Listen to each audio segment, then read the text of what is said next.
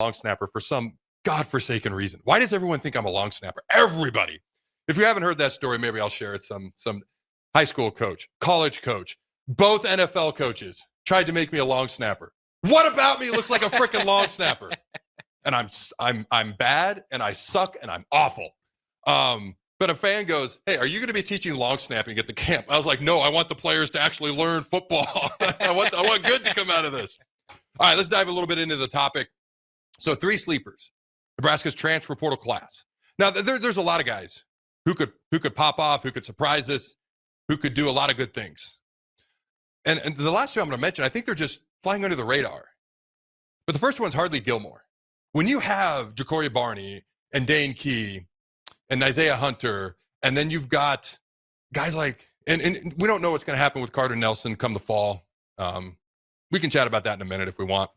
He's going to be out for the spring, but we'll see what happens come the fall.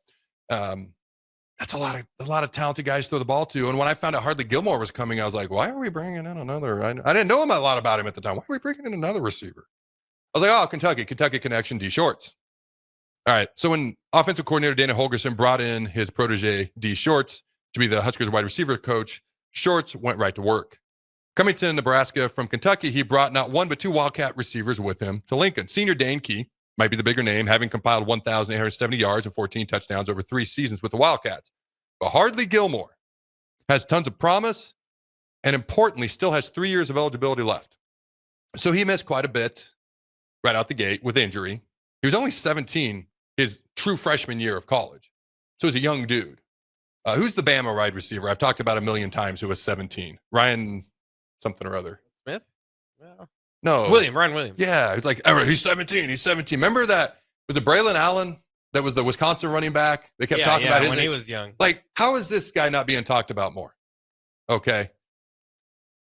Now, some people don't think that he's actually a sleeper. He's just not talked about as much, which to me kind of meant sleeper. Somebody made that comment to me. I was like, isn't that the definition of a sleeper, not being talked about much? But anyways, but he might have the highest ceiling, I think, of anybody in that wide receiver room over time. It'd be over time, I think it's him or Ja'Cory Barney over time. Next season, it's probably Dane Key, Hunter, Barney. It could be Gilmore. He's the fastest of at least the transfer guys. I'd love to see him and Ja'Cory Barney in a foot race. And I'm not saying the Hunter and Key are slow. I'm saying Gilmore and Ja'Cory Barney are fast. That's what I'm saying. All right. Now, if you paid attention to how Kentucky reacted when he left, you learn a lot about a player when they leave or a coach when they leave, how their fan base reacts. If they don't really care, or God forbid, they seem happy, the place is getting you might be like, not a great sign. Kentucky fans were not happy when he left. They were pretty disappointed. He arrived to that program when he was 16, this article says, that I'm looking at right now. I thought he was 17 because he was reclassified. There you go. And so he just turned 18. I think he's got elite speed. Obviously, D Shorts knows what he can do very well from having coached him and seen him up close. I've heard he's a real workhorse as well, and he's gained weight since he's been here. So he was light. I want to say 165, somewhere in there when he got on campus. So at least, you got to take a grain of salt with whatever guy's listed. But I think that's what he was listed or in that vicinity. And I definitely think he can be one to watch. And also the big question is, can Nebraska kind of take the top off defenses, which they struggled mightily to do last year? That's going to be a big part for Dylan and those receivers, is if he can find those couple of options whose DBs just can't hang with on the opposing teams, or at least makes them back up, which will leave the underneath and intermediate routes and screen passes a little bit more effective. If a defensive back knows that a receiver's got elite speed, they're going to back up, they're going to back off, and it's going to make them a little bit more tentative to jump the short underneath routes, and then bam, you can hit them over the top eventually and play action pass as well. Hopefully we can get the run game going to set that up. What are your thoughts on Hardly Gilmore being a potential sleeper in this transfer portal class? Because immediately, including me, I go right to Dane Key, I go to Hunter, I go to Ja'Cory Barney right out the gate, and then I go to the tight ends, and then I go to Emmett and Dylan. Since he's really became a Husker, I don't think I've talked about him that much. What are your thoughts on him being a sleeper? Yeah, no, I think that's the perfect tag for him. I think that's kind of right where he fits in. You mentioned the other guys; they're going to get all the pub, but you hear and you hear a lot of things. But I hear from the Nebraska football team, they're very excited about Demetrius Bell and his return from injury. They were really excited about him last year, and Hardly Gilmore, as far as potential, they might be just excited about him as those other players in the class, like you were saying. So It's fun. I'm a speedster 6'1", out of Florida. Went to Kentucky, but originally from Florida. It's just gonna be very competitive to get on the field, and it makes you wonder if he does kind of live up to expectation and take that jump, from freshman to sophomore year. What's that going to mean for Janarian Bonner and some of those other guys that are battling out to try to get playing time at the wide receiver position? Make some great points, especially with Demetrius Bell getting hurt he got hurt in the spring game, right? Yeah. And obviously he kind of fell off the radar due to being hurt, not being able to practice and playing games. Sure, a lot of talent in that wide receiver room. I hope we can maximize some of that talent this year. And I don't think Dylan, he's got like Kentucky's number one wide receiver. He's got, I always phrase it as Hunter led Cal in 3 different wide receiving categories. I don't know that he was their number one wide receiver, but he led them in 3 different wide receiving categories. That is statistically and factually true. And then you got Ja'Cory Barney, who I believe was our best wide receiver last year. Then you got Demetrius, you got Cortez Mills, who's coming in as a true freshman. You got all these tight ends. Man, a lot of weapons. See what happens. All right, the other 2 players, and I'm just going to call them under the radar. Because they're not really, they could be surprised just because they're under the radar. Jack McAllister and Kevin Galick. Rule has aggressively attacked the entire special teams operation in the offseason, and rightly so. Husker fans know all too well the struggles recent Nebraska teams have experienced in this area. Rule not only brought in new coordinator Mike Eckler and 2 new assistants to assist with this 3rd phase, but he also nabbed both a punter and long snapper from the transfer portal. In order for Nebraska football to turn a corner in 2025, special teams absolutely has to be better. And for that to happen, new punter Jack McAllister, Kevin's long-lost brother, that always amuses me, I know, and long snapper Kevin Galick need to have successful seasons.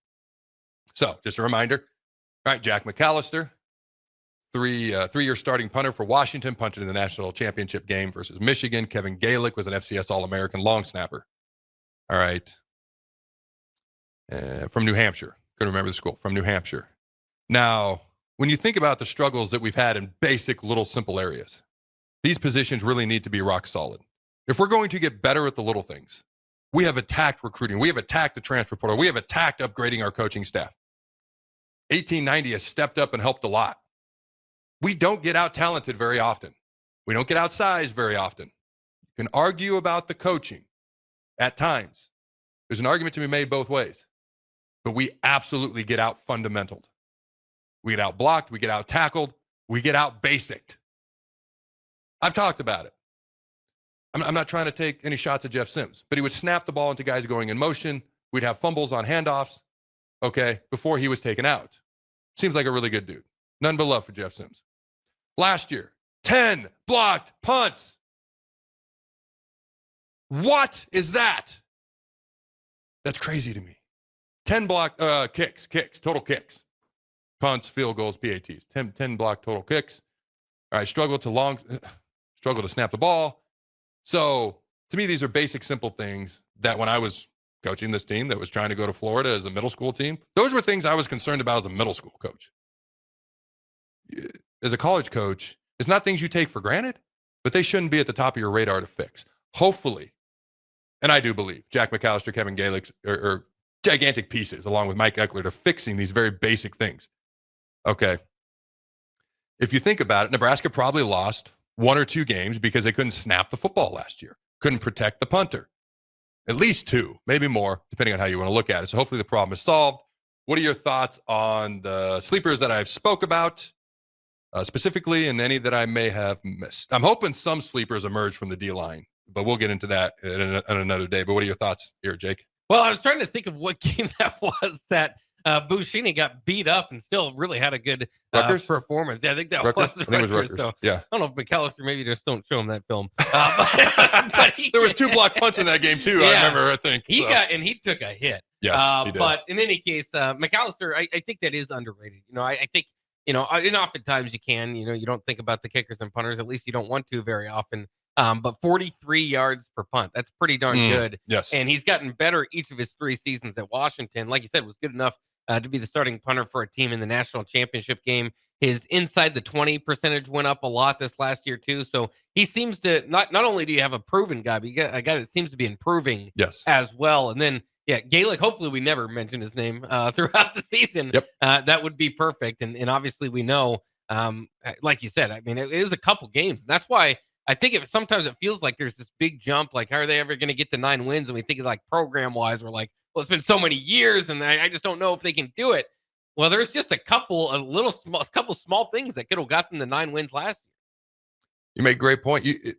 Remember, we make that field goal versus Illinois. I know we missed the open tight end. Yeah, we know the names, Raiola, Lindenmeyer, but that's part of competing. When Illinois, they're like bringing the house on those plays. That's part of it, especially with the true freshman quarterback.